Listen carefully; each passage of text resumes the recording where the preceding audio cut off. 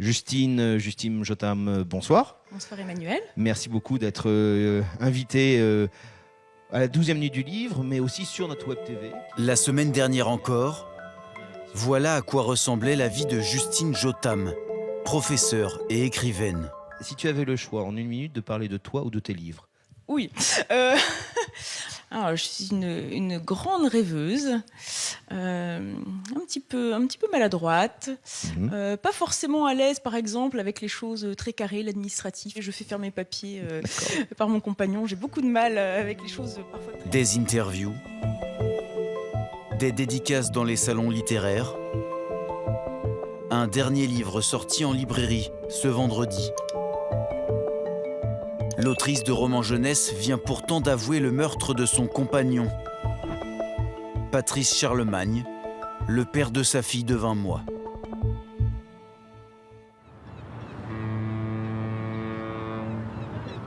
À Dunkerque, le couple était connu pour son engagement dans la vie culturelle, associative et politique. Madame Justine Jotam. Justine Jotam est conseillère municipale. À 37 ans, elle est aussi créatrice du festival local de littérature jeunesse, docteur et maître de conférences en littérature. Justine Jotam à Dunkerque, tout le monde la connaît. À chaque fois qu'elle faisait quelque chose, il y avait du monde. J'ai une petite fille qui lit ses bouquins et qui les dévore, qui les adore. Patrice Charlemagne, 51 ans, était professeur agrégé d'allemand et de néerlandais, chef de département dans la même université que sa compagne.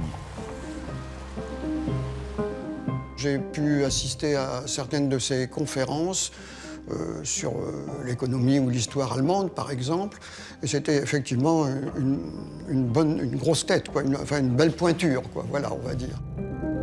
Une vie d'érudition, bien remplie et bien rangée, jusqu'au week-end dernier.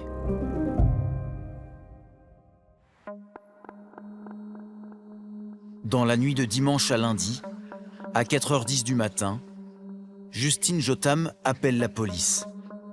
Elle vient de sortir de sa maison et raconte avoir été cambriolée. Des voleurs auraient réveillé le couple en s'introduisant dans la chambre conjugale. Justine Jotam dit avoir réussi à fuir en emportant son bébé. À l'arrivée des policiers, l'écrivaine est dehors, sa fille dans les bras.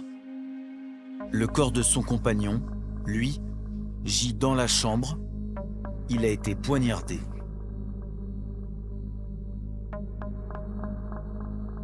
À quelques mètres de la maison, les enquêteurs retrouvent 2 couteaux ensanglantés, une paire de gants, une lampe torche et un ordinateur. Rien ne manque dans la maison. Le scénario du cambriolage fatal interroge. Jusqu'à Jacqueline, une amie de Justine, rencontrée au club de lecture.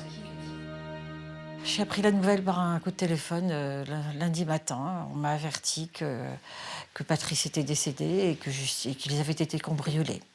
J'ai réagi bizarrement parce que quand on m'a expliqué comment elle avait fait pour s'échapper, ça m'a vraiment interpellée. Et j'y ai pas cru du tout. Mais j'étais très inquiète parce que je me demandais ce qui s'était passé. Voilà. Très vite, les enquêteurs relèvent des incohérences sur la scène de crime et des contradictions dans la version de Justine Jotam. Au centre de leurs soupçons, une coupure sur sa main gauche qui correspond exactement à l'entaille présente sur un des gants retrouvés. Mercredi, 2 jours après le drame, Justine Jotam est placée en garde à vue dans ce commissariat. Dans la nuit, elle avoue avoir inventé le cambriolage et tué son compagnon. Le juge décide de son placement en détention provisoire. Son avocate se contente d'une brève déclaration devant les médias. Ma cliente est effondrée à l'heure actuelle. Elle a coopéré avec les services de police pendant sa garde à vue et qu'elle continuera à coopérer avec le juge d'instruction. Et pour l'instant, je suis soumise au secret puisque une instruction a été ouverte. A-t-elle parlé de sa petite fille ? Oui. Qu'est-ce qu'elle a dit? C'est sa lumière. C'est sa lumière, sa petite fille. Quelques minutes plus tard, la procureure de la République de Dunkerque, Charlotte Huette, précise. Elle s'est expliquée et a reconnu avoir porté des coups de couteau à son mari. La qualification d'assassinat a été retenue par le parquet, c'est-à-dire le meurtre, avec préméditation. Vous devinez que pour elle, c'est une source d'intérêt et de preuve de preuve. De Dunkerque et Charlotte... C'est encore plus grave qu'on pouvait le penser, puisque on pouvait très bien penser à, disons, une espèce de folie ou de colère immédiate. Or là, manifestement, c'est prémédité. Donc quelque part, c'est beaucoup plus inquiétant pour elle, en fin de compte. Patrick Fabre. Voilà, je dois avoir quelques photos. Était ami avec Patrice Charlemagne depuis 25 ans. Aujourd'hui retraité, il était lui aussi professeur à l'université. Ben là, c'est Patrice, et là, c'est Patrick, c'est-à-dire moi-même.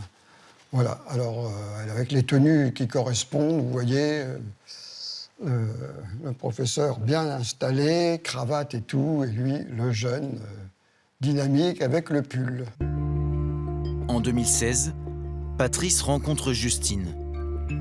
Tous deux sortent d'une première union, sans enfant. Elle est universitaire comme lui, et à ses heures perdues, collabore dans la presse locale. Elle avait publié donc un article, une interview de Patrice, je crois, en 2014, je crois. On avait beaucoup apprécié sa rencontre avec Justine, parce qu'on avait affaire à deux personnes du même esprit très brillant, très actif, et on s'était dit, mais ils sont faits l'un pour l'autre. Les deux professeurs s'installent dans cette maison avec un grand jardin. Patrice se découvre une passion pour le potager. Il compose des musiques au Conservatoire de Dunkerque. Tous les enfants est accès à la lecture. Justine, elle, intervient dans des ateliers de lecture et continue la promotion de ses livres. Je trouve que les dessins sont parfaits, notamment cette couverture. Début 2022, un heureux événement vient parfaire ce bonheur apparent. Dis donc, qu'est-ce qu'on s'est écrit? Jacqueline Gaban, l'amie du club de lecture, en est encore émue. Voilà Justine. Justine et son bébé. Et puis Patrice aussi. Vous voyez, c'était ça la famille. C'était la famille heureuse. C'était rayonnant tout ça. C'était le bonheur. Un bébé qui arrive, un bébé hyper désiré, un bébé... Je ne comprends pas. Si vraiment quelqu'un peut expliquer, on lit ça dans les romans, mais on a du mal à se dire que dans la réalité, ça peut exister. Qu'est-il arrivé depuis ce bonheur affiché? Qu'a-t-il pu se passer dans la tête de Justine Jotam? Selon nos informations, elle aurait tué son compagnon de 3 coups de couteau alors qu'il était endormi.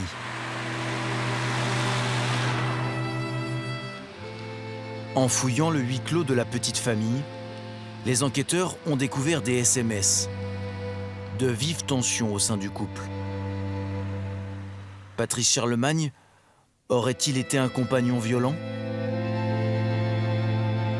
Marissa Piras est son ex-compagne. Cette infirmière psychiatrique a vécu 6 ans à ses côtés. Vous pensez que lui, il aurait pu battre sa femme? Alors là, non. Je suis formelle. C'est impossible. Impossible parce que même devant un film de violence, il pouvait voir les larmes, quoi. C'est quelqu'un qui allait fuir les problèmes. Combien de fois je lui disais, Patrice, il y a un problème, on va en parler. Mais non, il préférait fuir le problème. Il n'aimait pas les problèmes. Quel était donc le secret du couple? Même leurs amis proches semblent désarmés. Et il s'était jamais confié auprès de vous de problèmes qu'il aurait eu avec Justine au sein de son couple? Non. Est-ce que ça aurait été le genre de personne à le faire? Je pense que oui. Selon un autre proche, Le comportement de Justine aurait changé à la naissance de sa fille, avec laquelle elle aurait développé une relation fusionnelle, au point que Patrice aurait envisagé une séparation. Invérifiable à ce stade. Incarcérée à la maison d'arrêt de Sequedin, Justine Jotam reste présumée innocente.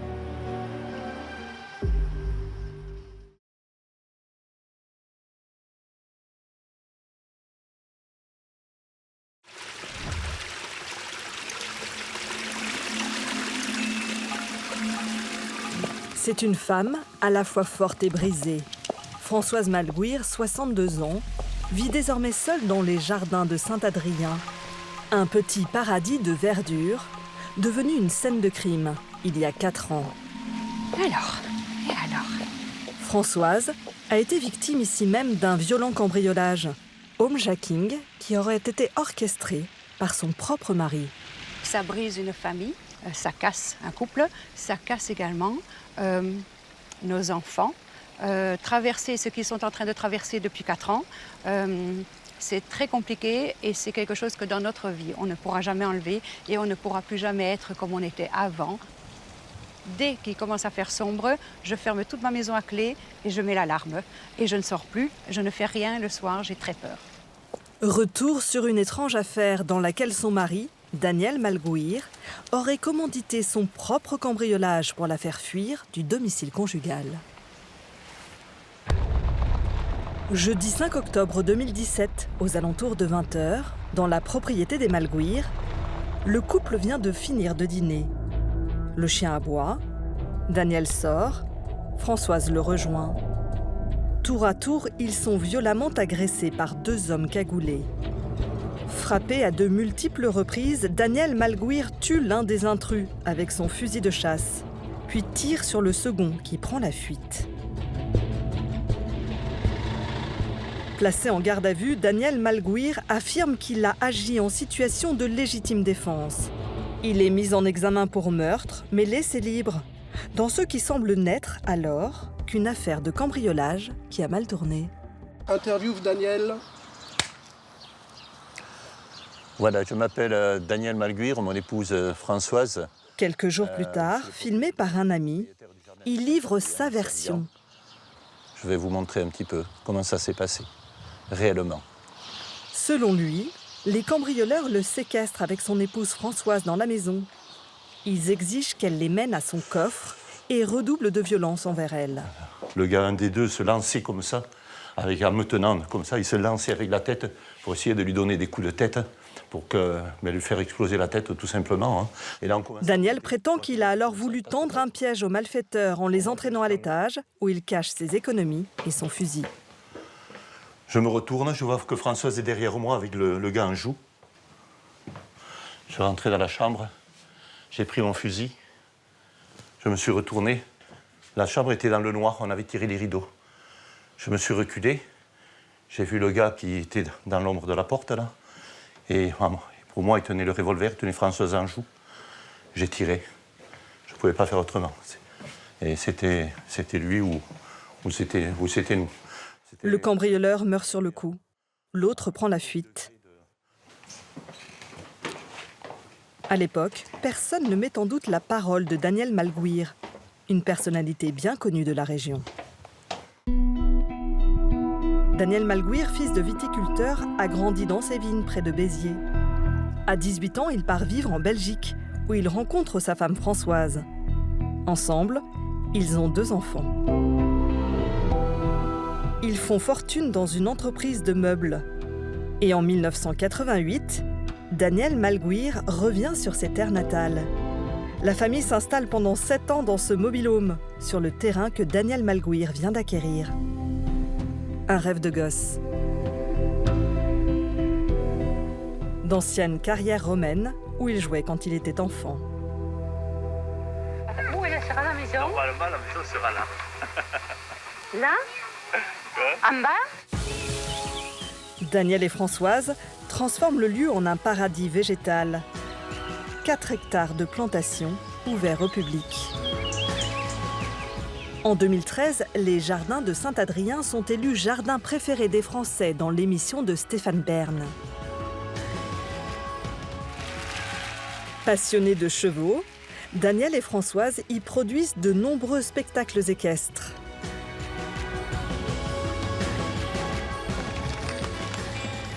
Avec 50 000 entrées payantes par an, le domaine rapporte plusieurs centaines de milliers d'euros au couple.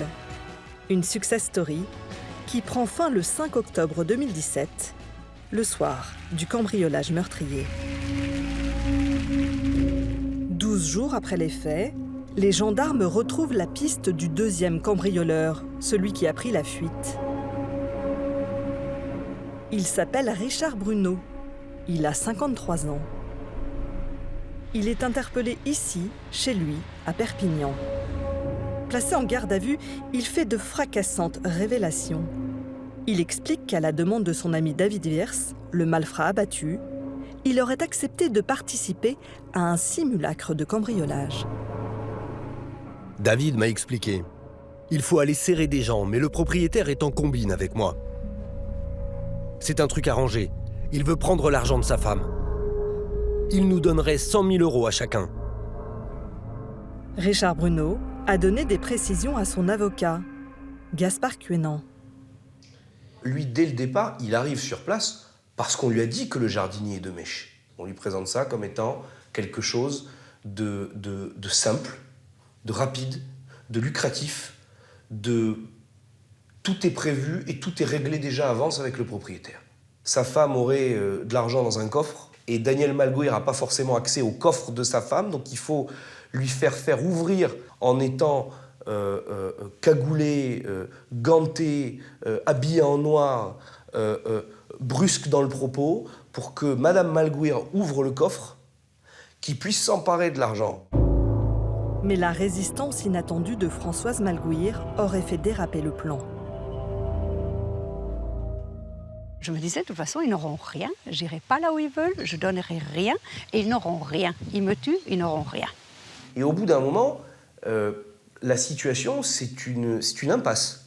On a sa femme qui était décrite aux deux malfaiteurs comme une femme handicapée qui allait accepter immédiatement, qui n'accepte pas, et qui reproche d'ailleurs à son mari d'insister pour qu'elle ouvre son coffre. La situation, elle est bloquée. Comme elle est bloquée, qu'est-ce qui se passe? David Wirth serait monté à l'étage avec Daniel Malguir pour dire « Bon, maintenant on fait quoi? On va être payé comment ?» Et c'est à ce moment-là que le coup de feu serait intervenu. Selon l'accusation, Daniel Malguir aurait tué son complice et tenté d'abattre le deuxième par peur que ces deux hommes ne le fassent chanter. Il est incarcéré, tout comme un certain Richard Liop, un proche du couple, qui aurait servi d'intermédiaire entre Daniel Malguir et les cambrioleurs. Mais pourquoi Daniel Malguir aurait-il organisé son propre cambriolage ? L'explication se trouve peut-être dans les difficultés que le couple traverse. La crise conjugale remonte à quelques mois, alors que Françoise Malguir vient d'être victime d'un grave accident de cheval. J'ai un accident et pendant que je suis dans le coma pendant 12 jours, 4 mois et demi avant le cambriolage, eh bien, ma vie tourne sans que je le sache puisque mon mari tombe amoureux de la personne qui travaillait au jardin, qui faisait les visites commentées avec les visiteurs et qui travaillait et qui était payée par nous. J'étais, entre parenthèses, quelque part un peu sa patronne. Eh bien, c'est la maîtresse de mon mari. Il m'a demandé qu'on divorce, donc on devait divorcer. Après mon accident, oui, on devait divorcer pour qu'il vive avec elle. Voilà. Le couple se déchire alors pour l'argent.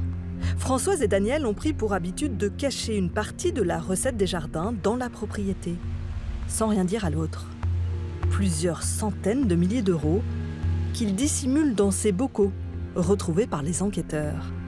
Sentant la séparation approcher, chacun aurait lorgné sur les économies de l'autre, comme a pu le constater Maître Abrakevitch, un des avocats du dossier.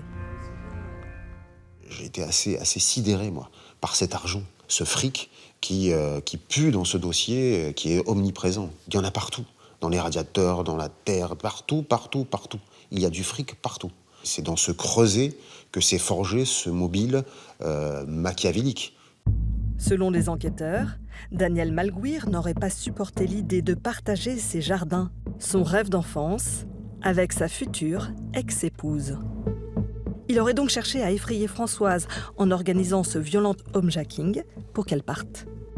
Une reconstitution est organisée en août 2018 en présence de Daniel, de Françoise et du cambrioleur survivant, ici en bleu. Elle permet de mettre en lumière les mensonges de Daniel Malgouir. Contrairement à ce qu'il a toujours déclaré, Françoise n'était pas à l'étage avec lui au moment où il a tiré sur le malfrat. Elle était au rez-de-chaussée, tenue en joue par le cambrioleur survivant. Autre question qui taraude Françoise, le soir des faits, le chien aboie au début, et puis elle ne l'entend plus. Il n'y a qu'une personne qui aurait pu le mettre dans un endroit où il ne peut pas continuer à aboyer, où il ne peut pas attaquer. Il n'y a qu'une personne, oui, c'est mon mari. Françoise s'interroge également sur l'attitude de son mari quelques minutes seulement avant l'arrivée des cambrioleurs. Voilà, là on est au paddock, avec la carrière dans laquelle on montait les chevaux. C'est là qu'à 19h, leur fils Olivier prend son cours d'équitation.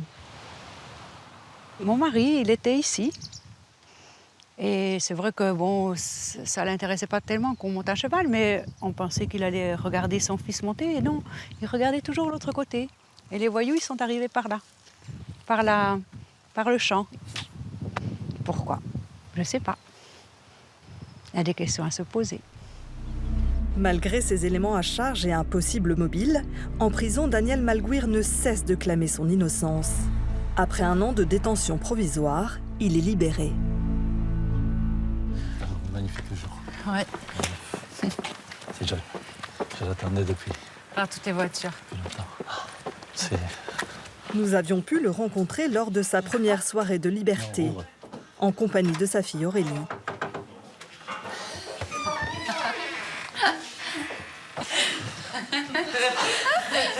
Pour Daniel Malgouir, le mobile financier ne tient pas.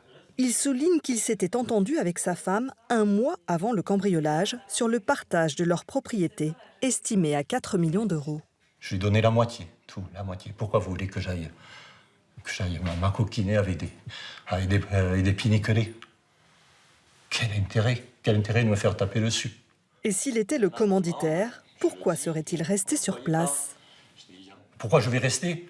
Tellement de dire, deux voyous, je leur dis, bah, écoutez, vous allez, vous tapez sur ma femme, hein, vous lui prenez ses économies, moi j'arrive d'une réunion de tourisme, hein, frais comme un gardon, et puis après, je vois les gendarmes et tout, qu'est-ce qui se passe? J'ai un alibi béton. Ça, il faut le fêter. Ce soir-là, on trinque. Daniel, à toi l'honneur. Il n'est peut-être pas très frais. Mais la joie sera de courte durée.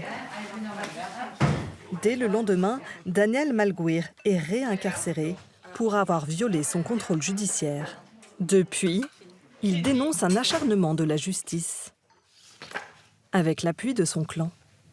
Là, c'était une belle photo. On était tous réunis. Notamment celui de sa sœur cadette Magali. C'est quelqu'un qui est droit, honnête, hein, donc je le vois pas, c'est pas possible. C'est pas possible. Vous n'avez aucun doute? En 4 ans, vous n'avez Ah jamais non, eu de doute? jamais. Il n'y a aucun mobile qui tienne. Ils allaient certes se séparer, mais bon, ils étaient allés voir le notaire pour régler ces choses-là et ils allaient trouver un terrain d'entente. Il n'y avait pas de raison que ça se passe mal. Pour les proches de Daniel, il n'y a pas de mobile et il y a un autre coupable désigné. Richard Liop, 56 ans, celui qui aurait joué le rôle d'intermédiaire avec les cambrioleurs. Ici photographié, quelques jours seulement après le homejacking pour l'anniversaire de Françoise. Ce proche du couple Malgouir organise tous les spectacles équestres au jardin. Et je dois dire aussi que j'ai choisi une musique pour Richard, qui est un ami commun très intime. Grâce à lui, Françoise reprend l'équitation et il devient son professeur. Très bien. Sur cette vidéo, on l'entend lui donner des conseils. Et tu viens vers moi, là tu l'arrêtes. Tu fais joli arrêt, là. Oh. Le jour du cambriolage, Richard Liop est le dernier à quitter les jardins vers 19h30 après avoir donné le cours d'équitation à Olivier, le fils de Françoise et Daniel. L'enquête a permis d'établir qu'il aurait ensuite rôdé aux alentours de la propriété jusqu'à l'arrivée des cambrioleurs.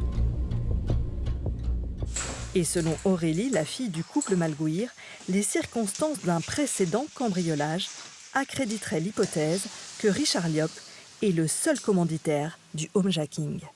Il y a 1 an, pratiquement jour pour jour, quand mes parents se sont fait cambrioler chez eux, alors qu'ils n'étaient pas au domicile, mes parents mangeaient chez Richard.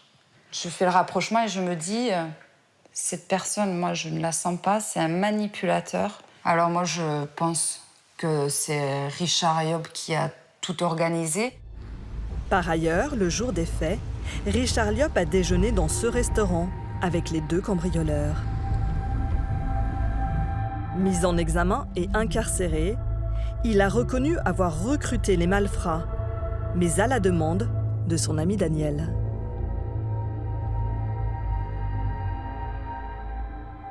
Pour Jean-Claude Darrigade, l'avocat de Daniel Malguir, il s'agit d'une stratégie. Le fait qu'il désigne Daniel Malguir comme commanditaire n'est qu'une posture de défense pour minorer sa responsabilité. Lui, il a un mobile évident et il est farci de dettes, il n'a jamais rien remboursé. Il est au cœur du drame, il est l'intime d'Olivier, il est l'intime de Françoise, il est l'intime de Daniel. Il glane des renseignements partout, il remonte les uns contre les autres, il se sert, il manipule. Et à la fin, c'est lui qui, concrètement, recrute. Selon la défense, un autre élément innocent Daniel Malguir. Une semaine avant le cambriolage, la police judiciaire surveille une équipe de gangsters grenoblois, soupçonnés pour une toute autre affaire. Et lors de leur filature, les policiers les photographient ici, dans les jardins.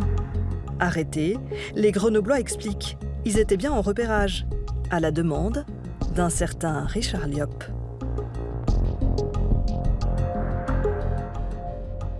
Qui vont venir dire, oui, on nous a proposé ce coup, mais on ne nous a jamais dit que ce coup serait fait avec la complicité du propriétaire. Au contraire, on leur a dit, c'est un coup facile, les propriétaires sont âgés, le monsieur va partir avec sa maîtresse et il faut faire le coup assez vite avant que les économies de cet homme ne disparaissent. L'avocate de Richard Liop n'a pas souhaité s'exprimer. Après 4 ans d'enquête, aucune preuve formelle de la culpabilité de Daniel Malguir n'a été mise au jour.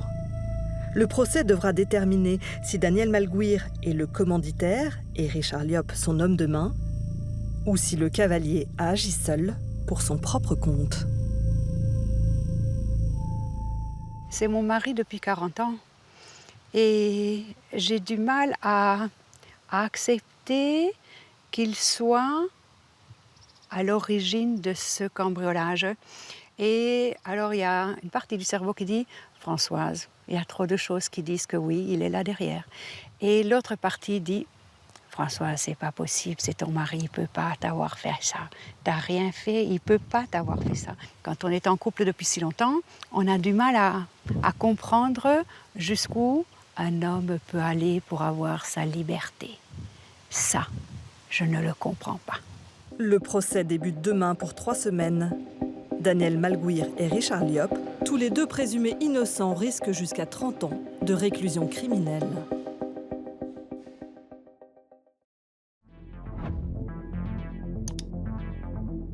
Yann Turc est un fils à Bazourdi. Quelques heures plus tôt, dans cette rue du centre de Nice, son père a commis l'irréparable. C'était mercredi dernier. Je suis arrivé sur les lieux directs, en fait. J'ai vu, il y avait déjà la police, etc. Les policiers ont investi la petite bijouterie familiale. Ils interrogent le père de Yann, Stéphane Turc, 67 ans, qui vient de tuer un homme.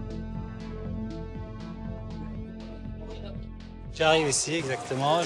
Bon, comme le quartier était bouclé, j'ai dû me garer un peu plus haut. Je suis venu en courant à pied. Et voilà, donc je suis arrivé, j'ai vu mon père dévasté, vraiment choqué. C'est un braquage qui a très mal tourné. Cet homme qui tient à garder l'anonymat est le principal témoin du drame. Alors que le bijoutier était en train d'ouvrir son commerce, il a vu 2 hommes débouler à scooter sur le trottoir. Les 2 individus descendent du scooter. prennent le bijoutier et le font rentrer dans la bijouterie. Vous voyez ce qui se passe à l'intérieur? Ah non, pas du tout. Le rideau de fer est toujours à moitié baissé et donc à l'intérieur on n'entend rien. Derrière le rideau de fer, Stéphane Turc est frappé au visage, au corps et menacé avec un fusil à pompe. Après moins de 5 minutes, les braqueurs sortent avec le contenu du coffre et remontent sur leur scooter. Et c'est à ce moment-là que le bijoutier s'est attiré de l'intérieur, donc en dessous du rideau. Donc il a dû se mettre à genoux et tirer à genoux, quoi.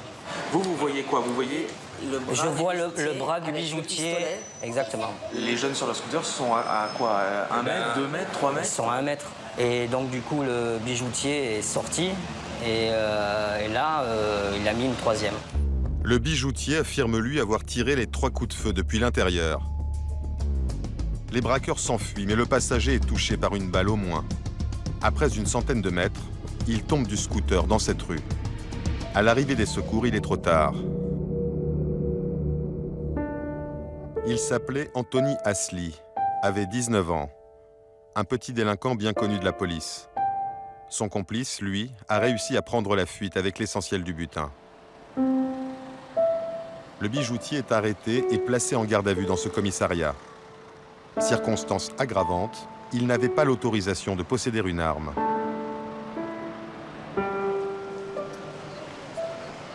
Quelques heures plus tard, tous ses voisins sont sous le choc. Stéphane Turc est installé dans ce quartier populaire depuis 15 ans. Il y est une figure respectée. C'est un brave type, c'est un brave, comme ça, c'est un commerçant qui est honnête. Et s'il a fait ça, c'est vraiment incroyable, parce que moi je le connais, hein. C'est quelqu'un qui est comme ça. C'est pas un monsieur énervé par... Non, mais je vous dis, c'est quelqu'un qui est très gentil, il est généreux. Stéphane Turc est un Libanais, arrivé en France dans les années 80. C'est à Nice qu'il a élevé ses 5 enfants. Son fils Yann, 33 ans, est son bras droit à la bijouterie. Son père est pour lui un modèle qui a voué sa vie à la petite affaire familiale. C'est quelqu'un qui travaille 6 jours sur 7 et du matin au soir, non-stop. Il ne prend jamais de vacances parce que pour lui, le magasin ou son travail, c'est son bébé, quoi. Il a travaillé très dur pour en arriver là. C'est pas pour se reposer. Au Liban, Stéphane Turc était pharmacien. En France, il s'est formé à la bijouterie. En 15 ans de métier, il n'avait jamais connu de braquage, mais avait subi l'année dernière un audacieux cambriolage.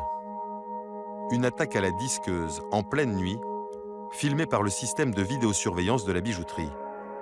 On est le 25 septembre 2012 à 4 h du matin. Voilà, là on voit bien les étincelles en haut. Les malfaiteurs mettent 4 minutes pour éventrer le rideau de fer. Tout le quartier est réveillé.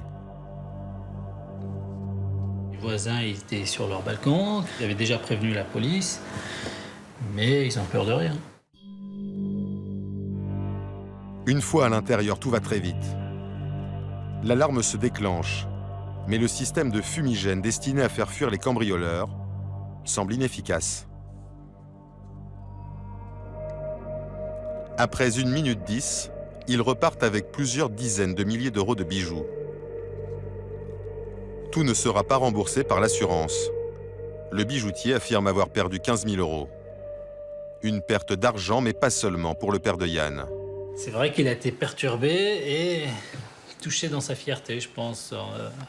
Voilà, chacun qui se fait piquer, même au marché, vous faites piquer votre portefeuille, vous dites, mais comment j'ai pas vu venir?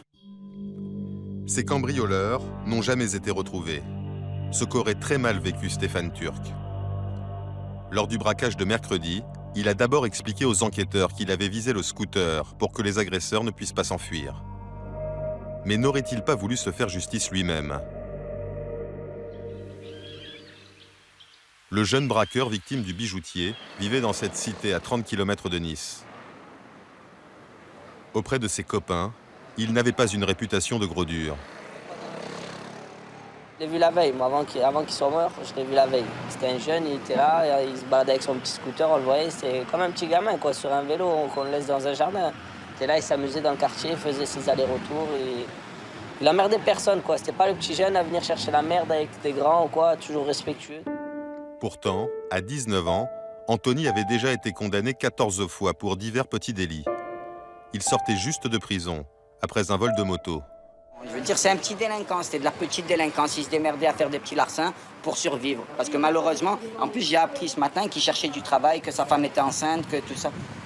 Donc, dans un sens, il avait le cul entre deux chaises. Il essayait de survivre, on va dire. Et le problème, c'est qu'il a fait le mauvais choix. Pourquoi le jeune homme, bientôt père de famille, s'est-il essayé au braquage? Un mystère pour son père et son frère, qui ont accepté de nous rencontrer en présence de leur avocat. Ils pensaient qu'Anthony était en train de se ranger. Ils sont dévastés. Je ne peux pas défendre mon fils de ce côté de ce qu'il a fait. Je ne peux pas le défendre. Il a fait, ce n'est pas bien. Il n'avait pas à le faire. On a tout fait pour qu'il bouge. Ça n'a pas marché. Je n'ai pas fait ce qu'il fallait vis-à-vis de mon fils. Qu'est-ce que vous voulez que je vous raconte? Je n'ai peut-être pas su l'éduquer, je ne sais pas. La douleur et la colère d'une famille révoltée par le geste meurtrier du bijoutier. Il n'avait pas tiré, il n'était plus en danger. Il n'était plus en danger. Il n'y avait plus de danger. Il y a des caméras à Nice. Soi-disant, on est la ville la plus surveillée de France. Il y a des caméras. Ils prenaient les caméras, ils commençaient leur enquête. Puisqu'on a la meilleure police d'Europe, on aurait dû les retrouver. Qu'est-ce qui s'est amusé à le tirer? Pourquoi il a tiré comme ça? C'est ça que je n'arrive pas à comprendre. La mort d'un fils d'autant plus dure à accepter que beaucoup prennent fait et cause pour le bijoutier. À commencer par ses confrères niçois. Le département des Alpes-Maritimes connaît une impressionnante série de braquages, près de 150 ces 3 dernières années. Philippe Leroux possède 3 bijouteries à Nice et dans ses environs. Il a subi 5 attaques en 3 ans. On va remettre un petit diamant ici. À chaque fois des souvenirs traumatisants. Jennifer, l'une de ses salariées, a été menacée à l'arme de guerre et séquestrée. Si, il m'a scotché les mains et les pieds à l'établi d'horlogerie. Voilà, il a un pistolet mitrailleur sur moi. Pour moi, il n'était pas question de faire quoi que ce soit. Philippe et Jennifer ont été parmi les premiers à soutenir leurs confrères à travers cette pétition en ligne. Une manière de montrer leur solidarité sans pour autant cautionner le geste du bijoutier. En cliquant là, je ne lui ai pas donné l'autorisation de le faire. Mais j'arrive à comprendre sa réaction. Je ne soutiens pas le fait qu'il ait tué quelqu'un. C'est pas notre boulot de tuer les gens. La police est là pour faire la justice. Bon, qu'il ait mal réagi, je ne soutiens pas non plus. Mais je soutiens la profession. Vous voyez ce qui se passe quand vous avez une arme? Vous risquez de faire des conneries. Si j'ai une arme, le mec d'en face, il va tirer. Si c'est moi qui tire le premier ou c'est lui qui tire le premier, attendez, on n'est pas là pour jouer au cow-boy. On est là pour vendre des bijoux puis s'occuper des clients. Depuis mercredi, plus d'1 million de personnes ont également cliqué. Avant-hier, Yann Turc et toute sa famille arrivent au tribunal de Nice. Ils sont soulagés. À l'issue de sa garde à vue, Stéphane Turc est mis en examen pour homicide volontaire, mais remis en liberté dans l'attente de son procès. Dans les couloirs du palais, il s'exprime pour la première fois publiquement depuis le drame. Je regrette qu'il est mort, je suis regrette, mais ça va. C'est lui qui a décidé de faire ça. Moi, je travaille normal, j'ouvre la porte, je travaille comme tout le monde. Je suis surprisé par le procès. Sous bonne escorte, il est ensuite conduit dans un lieu tenu secret. Il est soumis à un contrôle judiciaire très strict, bracelet électronique et assignation à résidence. Le bijoutier encourt 20 ans de prison. Mais son avocat espère une peine symbolique en plaidant la légitime défense.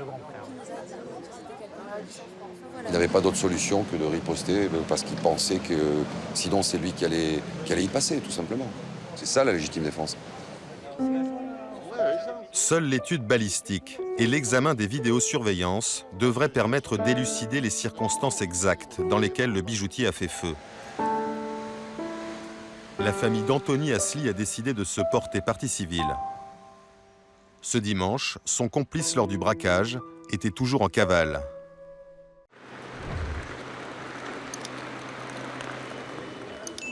Cet homme en blouson rouge, qui arrive avec le reste du public, et l'accusé. Luc Fournier comparé libre. Il est jugé pour le meurtre d'un jeune homme en décembre 2009. Jonathan Lavignas tentait de cambrioler son bar tabac. Il avait 17 ans. 5 ans après les faits, le buraliste est dans le box des accusés. C'est des moments où on revit ce qu'on a mal vécu. Voilà, c'est pénible. J'ai la boule au ventre.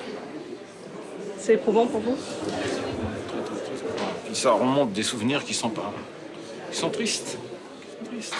Luc Fournier plaide la légitime défense. Si elle est reconnue, il sera acquitté. Sinon, il risque jusqu'à 30 ans de réclusion criminelle.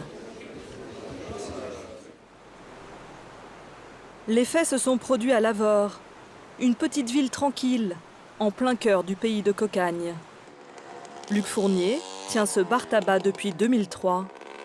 Il vit à l'étage avec sa mère de 87 ans et sa sœur Isabelle, qui travaille avec lui dans le bar. Le 9 décembre 2009, Isabelle se rend compte que les barreaux d'une des fenêtres ont été sciés, puis recouverts avec du scotch. Elle pense aussitôt qu'un cambriolage se prépare. Et après, vous vous débrouillez. Tout de suite, on a appelé la gendarmerie pour leur signaler. Et on pensait à une bande qui était venue 1 mois et demi avant, style roumain, enfin des gens de l'Est. Les gendarmes rassurent les buralistes et promettent de faire le nécessaire. Mais Luc et sa sœur ne constatent aucune surveillance particulière. Inquiet, Luc dort désormais au rez-de-chaussée. Moi j'étais dans le bureau, mais le bureau il était pas là, c'est la réserve. Mais enfin mon lit était là, quoi. Je me suis installé là quand les barreaux ont été sectionnés. Là j'ai pris position ici parce que j'ai dit ma mère et ma sœur là-haut avec mon neveu, voilà, je voulais faire le barrage. J'étais le premier à entendre quelque chose s'il y avait quelque chose à entendre. Luc et sa sœur installent aussi un piège de fortune, un fil de pêche tendu entre 2 chaises, censé faire du bruit en cas d'intrusion.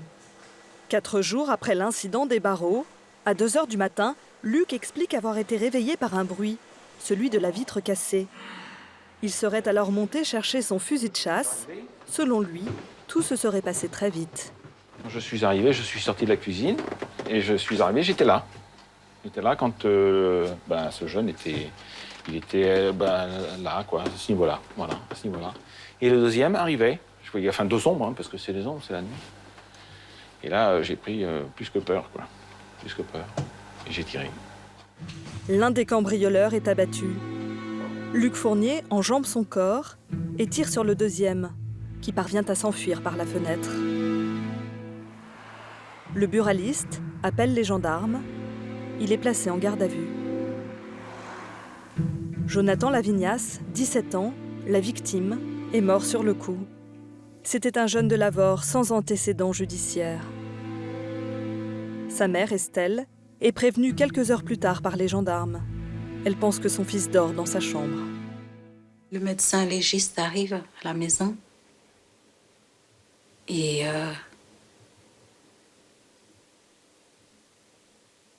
il me dit que Jonathan est mort. Donc là, je m'effondre totalement dans un bar. Par un buraliste, un coup de fusil. Je comprends pas, tout est confus, je ne comprends rien. Jonathan était élève en première, option vente. Le soir des faits, il a dîné avec sa mère. Puis, il lui a dit qu'il sortait voir un copain. Estelle et sa fille Elsa n'ont toujours pas compris pourquoi Jonathan a tenté de cambrioler ce bar. Je ne sais pas ce qui lui est passé par la tête. Jonathan, c'était quelqu'un qui... Il faisait rire tout le monde. Il avait toujours une blague. Il était aimant. Jonathan était intelligent. C'est un enfant qui nous remplissait de joie, Jonathan. Jonathan, c'était notre soleil.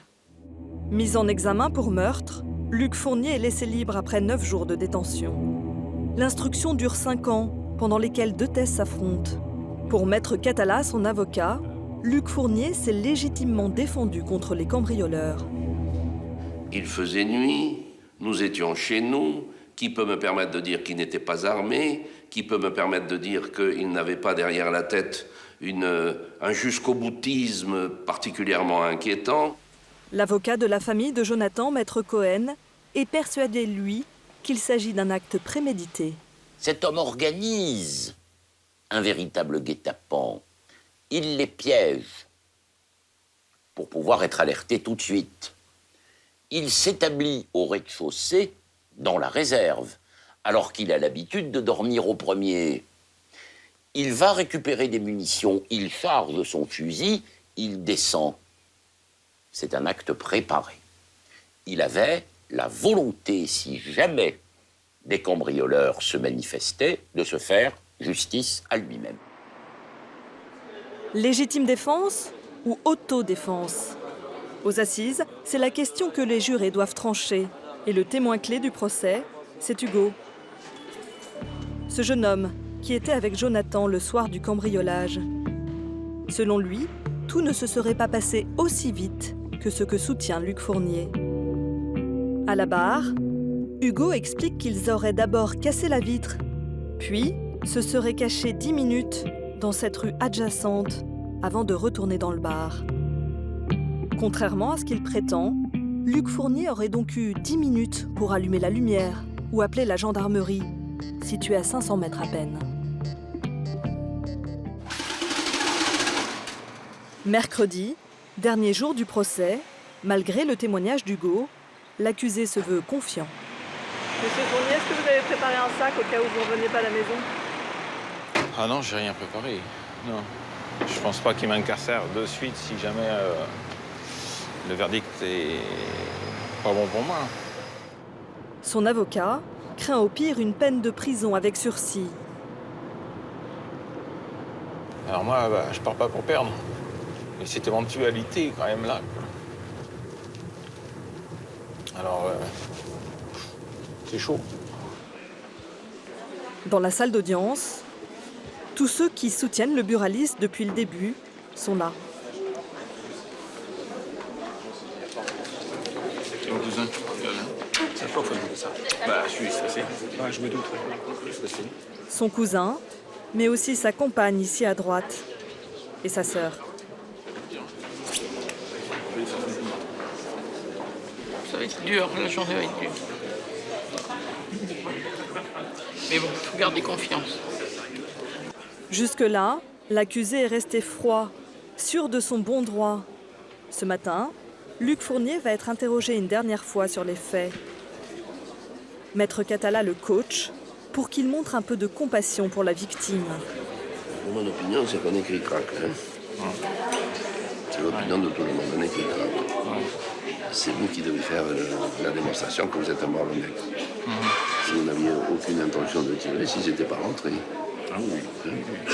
Et que malheureusement c'est tombé sur un gamin, vous ne pouviez bien entendu pas deviner ses traits, puisqu'il faisait nuit et que le visage de ce gamin vous suivra. Il peut parler, et puis pleurer, et revenir vous. Pendant plus d'une heure, Luc Fournier va tenter de convaincre les jurés. Mais la meilleure défense, c'est l'avocat général qui va lui offrir. Il parle d'une conduite parfaitement adaptée et retient la légitime défense. Il requiert l'acquittement pour Luc Fournier. La mère et la sœur de la victime sont abattues.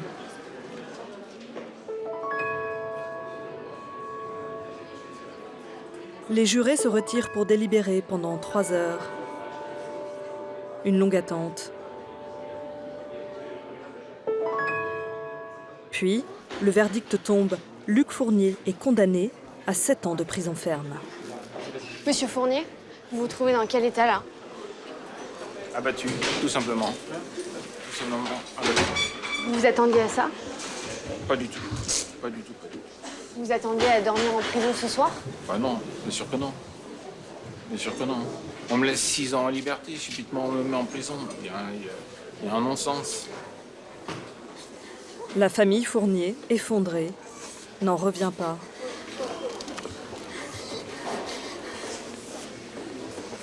Pour les proches de Jonathan, c'est une forme de soulagement. 5 ans que je vis en enfer. 5 ans, et il a pris 7 ans. Ça fait 5 ans que tu vis l'enfer, il a pris 7 ans. Franchement, la justice, elle est là quand même. J'y croyais plus. Je suis soulagée. Je peux pas dire que je suis heureuse, c'est pas de la joie. Parce que la joie, c'est ce serait que mon frère soit là. Et ça, c'est pas possible. Mais je suis juste soulagée. Dernières embrassades avec ses proches, Luc Fournier part directement en prison. Allez, papa. Allez, Non. Allez, c'est bon. Oui, attendez. Son avocat a d'ores et déjà fait appel du verdict et a demandé sa remise en liberté.